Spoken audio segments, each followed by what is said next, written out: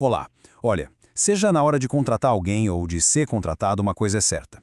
Entender a linha que separa um serviço de um emprego faz toda a diferença aqui no Brasil.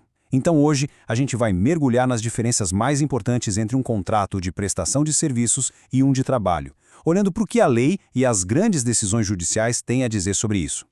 Vamos pensar numa situação bem prática, né? Quando alguém contrata um pintor para casa, ou, sei lá, um designer para fazer um logo. Essa pessoa é funcionária ou é uma prestadora de serviço? Pois é, essa é a grande questão que a gente vai responder aqui. E olha, a resposta muda tudo, tanto para quem contrata quanto para quem é contratado. Ok, para a gente conseguir entender bem essa diferença, vamos começar do começo, né? Primeiro, o que a lei realmente quer dizer quando fala em contrato de prestação de serviço? Pode parecer um texto meio formal, né? Um negócio jurídico, mas a ideia por trás é bem simples. Pensa assim, é um acordo, um combinado. De um lado tem o prestador, que se compromete a fazer uma atividade. Do outro, o tomador, que é quem vai se beneficiar dessa atividade. E claro, tem um pagamento envolvido. A base legal para esse tipo de acordo está lá no nosso Código Civil.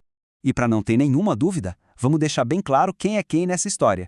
A gente tem duas figuras principais. Primeiro, o contratante, que é basicamente quem contrata e paga pelo serviço, e do outro lado, o contratado, que é quem bota a mão na massa e realiza o serviço. Bem direto ao ponto, né? Certo. Todo contrato tem suas próprias regras, né? Uma espécie de DNA jurídico. Então vamos dar uma olhada no que define o contrato de serviço, o que faz ele ser muitas vezes tão flexível. E aqui, olha só que interessante, a gente tem algumas características-chave. Primeiro, ele é bilateral, ou seja, é uma via de mão dupla com direitos e deveres para todo mundo. Ele é oneroso, porque ninguém está trabalhando de graça, tem pagamento envolvido. Também é consensual, se as duas partes concordaram, está valendo. E talvez o ponto que mais pega as pessoas de surpresa, ele é informal. É isso mesmo, muitas vezes um acordo verbal já é o suficiente, nem precisa de um contrato assinado para ter validade.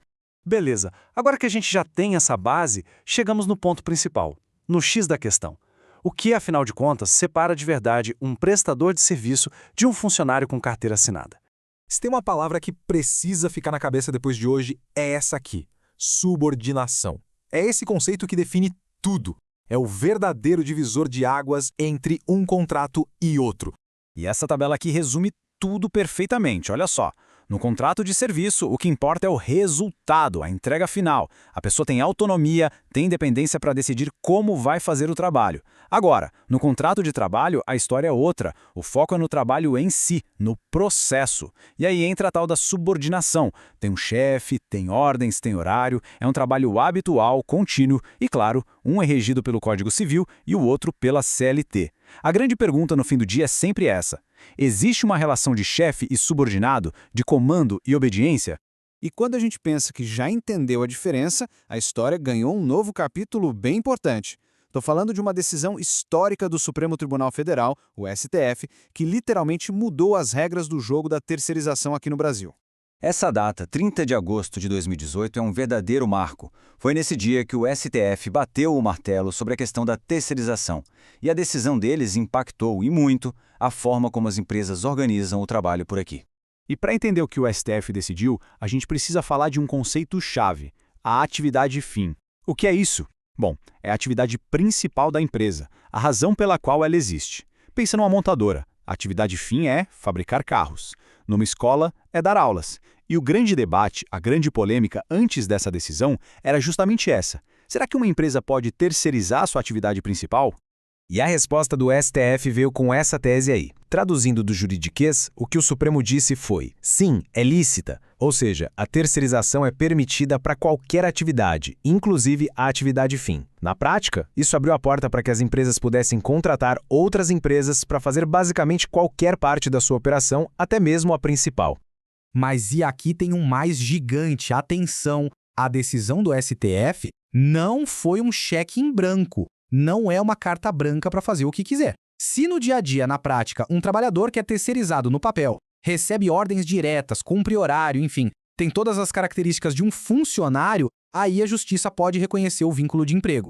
A lei continua proibindo usar a terceirização só como uma fachada para não pagar direitos trabalhistas. Isso é fraude.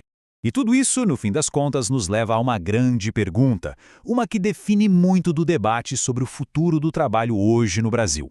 Essa abertura para terceirização, Essa nova dinâmica, ela significa mais flexibilidade e modernização para as relações de trabalho?